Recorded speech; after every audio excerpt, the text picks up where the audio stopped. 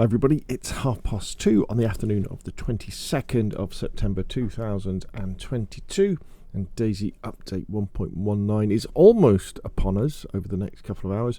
But what BI have released are the patch notes. So in this video we're going to read through them. We'll go through the PC patch notes, and then we'll go through the console patch notes, the Xbox ones, because unfortunately there is no experimental servers for PlayStation, just to see what are the extra bits, and then I'll be doing another video later on where we dive in and go hands-on. So let's dive in straight away. So added the M1025 multi-purpose vehicle, otherwise known as, you've guessed it already, the Humvee. There she is. Let's just do a quick picture.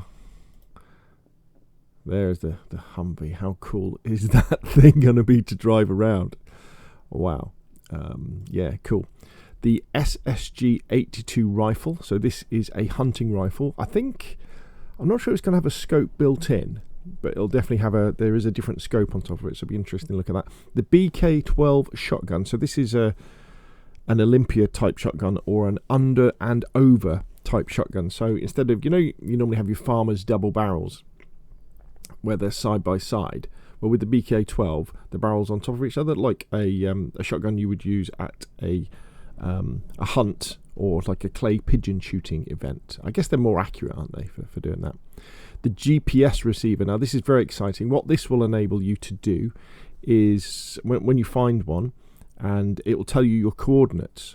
But what's really cool is that if you've got a map, the official map that you find around the maps of Chernarus and Livonia, it will then appear, your coordinates will then appear in the bottom left-hand corner of the map. And I do believe as well, if you have a compass, the compass will appear there as well. So it really gives you the option of not having to use, especially new players, not having to use iSurvive. Water reflections, which can be configured in the graphic settings, and they mean the graphic settings for your particular game. So not a server, you can go into it and you can change it. So I guess if you're running on an Xbox One or a PlayStation 4 or a lower end PC, you could turn off reflections, because often they're quite demanding on systems. Thrown items now have impact sound. So when you lob something and it bounces off a wall, most of the time it'll make a sound. This should be good for grenades. You hear a grenade rattling around.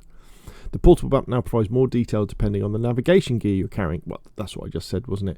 With the GPS and the compass. I really like that. I feel the game transforms itself once you know where you are. And it's so much more immersive when you don't have to use iSurvive. Military convoys. So, like we now have the abandoned trains and the train wrecks around the map. Well, using the same technique, we're now going to have military convoys as a random event, in the same way that we have helicopter crashes. So you'll be going along, and these will be on the roads, or they'll be on off-road situations on tracks, and you'll see, instead of just like a police car, you'll see maybe I guess you're going to see some of the Hummers, and then maybe some civilian vehicles, maybe a truck. The wrecks of them as well, and they'll tell more of a story than the individual spawns will. So I'm looking forward to seeing them.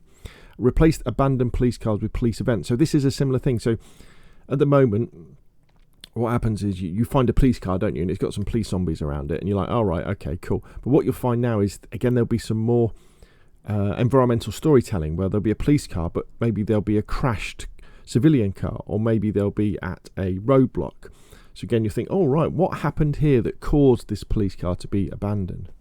The blowtorch. It's going to be interesting to see what the blowtorch does. I guess you can use it to start fires, but blowtorches are generally used to like strip paint, aren't they, and do things like that, or free rusty stuff. So again, we're going to see that. Punched card.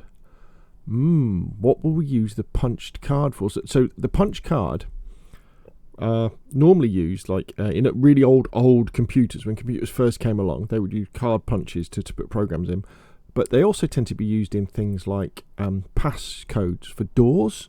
So maybe there'll be a new lock or something where you put your punch card into it, and it will read the punch, the holes in the card, and then they will open the door. Who will know? The glow plug. Now glow plugs are used in diesel vehicles and diesel engines rather than spark plugs. So maybe they're adding that, so you need it for the M3S truck. Perhaps we'll have to see. The improvised eye patch, saw that on the stream. Very good. Colour variants of the plate carrier vest, so we're going to have camouflage plate carrier vest. The new stealth kill variant, so this is where you're going to be able to sort of stab zombies or the infected in the neck as well. And I understand they've done some work on the animation, so they'll look better. So if you weren't aware of it already, if you're very, very quiet and you've got a sharp weapon in your hand like a knife, and you creep behind a zombie and then quickly go to stab them, instead of just like taking a swipe at them, you'll actually kill them in a one-shot kill, which is pretty good. Handbrake for vehicles will appear. Brake strength can be adjusted by combining it with control light and shift strong. Be interesting to see what it does on console, whether it's going to use the analog triggers for the brakes. But let's see. Car horn, beep beep, for vehicles. Now remember, this is excellent for where you're in a situation where you're being shot at, you jump in to get in your car to drive away, and you give them a friendly beep beep as you drive away to go, yeah, I've got away. The player can now drown when submerged for too long. Interesting. I also heard that they've solved the getting under the map in order to get inside other people's bases. You get under the map and you swim underneath the map, and then you log. And when you log back in, you're on the surface to get inside bases. I hear that's been solved, so we'll have to see. A bleeding indicator in the HUD. So what this means is, obviously, we have a bleed indicator in the bottom right-hand corner, but there's going to be like blood splodges on the screen. Favorites tab to the in-game server browser, displaying cached online favorite servers. That's into cached offline favorite servers. So that's good. So maybe what you'll see there is, if you have a favorite server that is offline, there'll still be a list, so you know that it's offline. It's not the fact that you've deleted it. Added a spare wheel slot for the Auger 24 Saga 120 and Gunter 2. Excellent. Then we've got lots of fixes that we don't need to worry about. Changed. Here we go. Rework the simulation of vehicles, greatly impacting their general behaviour. So fingers crossed they brought some of the code across from Armour Reforger. We're going to do obviously lots of testing about that over the next few days to see what happens. Tweaked vehicle simulation parameters on surfaces for vehicles. So there should be a good difference between when you're driving on tarmac and going off-road. Reduce the speed of the player when running up and down steep terrain. So this is all to do with increasing inertia and or momentum for players. So if you're running fast, it's going to take you a little bit longer to slow down, and you're not going to be able to weave quite as fast, which makes it easier to kill people, doesn't it? Increase the inertia of the character when accelerating. There we go. So it's going to take you longer to get up to speed. It's going to be interesting to see whether this is related to the amount of gear you're carrying. We'll probably have to wait for a Wobo video for that. Character slows down more when running turns. Again, this is to do with inertia and momentum. Character running speed is slowed down in medium water levels. The 40mm smoke grenades now bounce off of wooden and metal surfaces and deal damage on impact. It is no longer required to aim to the ground to empty a liquid container.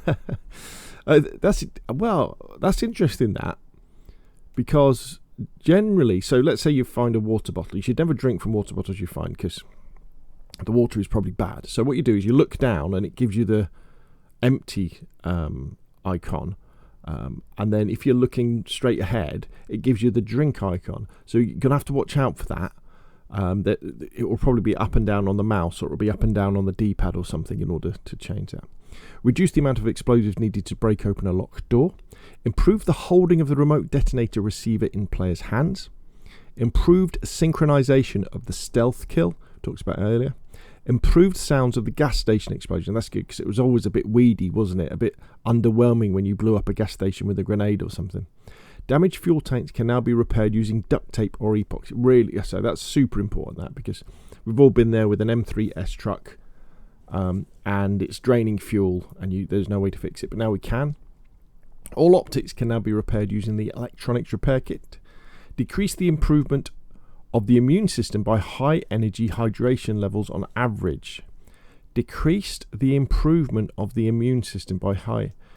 So maybe we're moving towards a situation where when you have high energy and high hydration, you won't be completely immune to getting ill when you have raw food or you get cold. Because at the moment, if you've got full health, full hydration, you can eat whatever you like, can't you? So maybe, hopefully, because I always thought that was a bit stupid, the fact that if you're at full health, yeah, you can eat some raw meat. Well, you should still get ill if you eat raw meat, shouldn't you? Most of the items in the world now have their damage state randomized, and the feedback from the stream was that what this means is more stuff will be be less likely to be pristine. Things will be more worn when you find them. Reduce the chance of weapons jamming by about 50% to account for damaged magazines now appearing more often. Slightly increase brightness of the scene during daylight and reduce the difference between overcast and clear days. Nice. It is now possible to untie another player with bare hands. It's now possible to untie another player. Oh, maybe you couldn't before. Updated the in-game credits. Tweak the light distance and brightness for the head torch and flashlight types. The character now turns their head when looking around on ladders. Tweak the font settings on the in-game 2D map. Sea chests and wooden crates can be repaired using wooden planks. The pipe wrench can no longer be used to repair vehicle engines. Reduce the number of firearms available in the world. Ooh, that's a good. So we've got some good PvE changes here, haven't we? I think. Livonia Dlc. So Dance of Jesus, who went to work for Bohemia Interactive. I think it might have been last year or the year before. Done a lot of work with the rest of the team on improving Livonia. The whole point of this was giving Livonia more points of interest, especially down south, so that, well, more people would play it. And if you didn't know, Livonia is the paid DLC that we have for console and PC. I mean, if you haven't got it already, it's only a few bucks. Come on, get it, buy it. And now you've got the reason to buy it and play it. So there's now these big sawmills. There's 2 new villages. The Brenner Healthcare Centre. There's now these quarries. Deforest area. And when they say quarries, these are big. So these are big holes in the ground with water and lots of industrial machinery. Added deforest areas. So instead of just in woods upon woods, you'll find across these clearings that have been used for logging. Forest camps. They're particularly cool. So they're situations where there's like a bus with an awning that's been added to it, or people have taken like a campsite and added things to it. It looks very apocalyptic. Added tenement blocks to the selected cities. So you'll have Chernarus type tower blocks, not very many of them, but loot will spawn in them. Amusement parks have been added. Added the Dambog ammunition storage. Dambog, I mean, we're going to have to look at that. I've got no idea what that is. Fixed various issues with object placement, changed respawn locations upon server switch, replaced the old M1025 Rex with the new variant that can spawn its parts. Cool, so the M1025 being the Hummer. Chernarus added the Hummer Rex that can spawn its parts, fixed various issues with object placement, fixed Medsvi Lugi was written in Latin letters on the map. Nothing about underground. But maybe they don't always put everything in these patch notes though. Server added server config parameter, which utilizes the virgin property of a PBO and kicks players that are PBOs that do not match the version on the server. Added loot damage min and loot damage max globals to control the damage state of any item spawned by CE. That's interesting. Let's read that. Let's see what the feedback is. Why have they done that?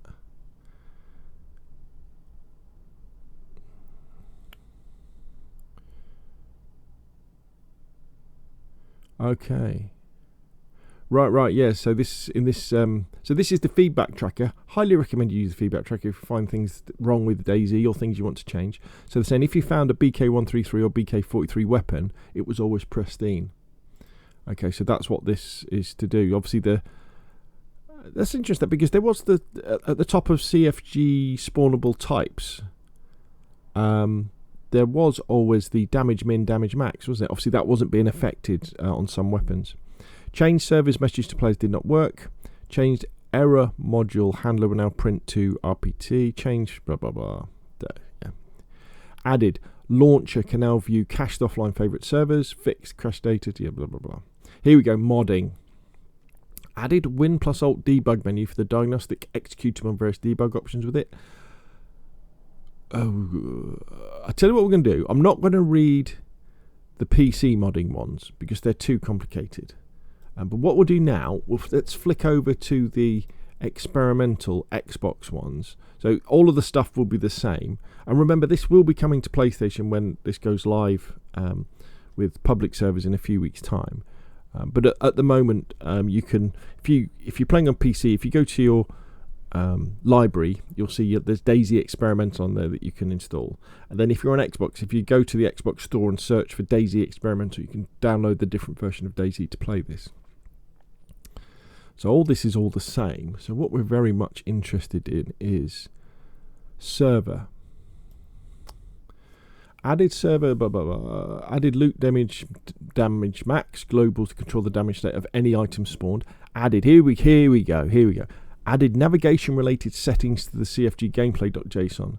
So added inertia related settings to CFG gameplay.json. So that's very good. So that means, I guess, these things to do with having the GPS and the compass and the map all work together, we're going to be able to customize that, which means probably you'll be able to have hardcore servers where those things don't work together, where you won't have your compass or your GPS details available in the map. You'll just have to use them separately.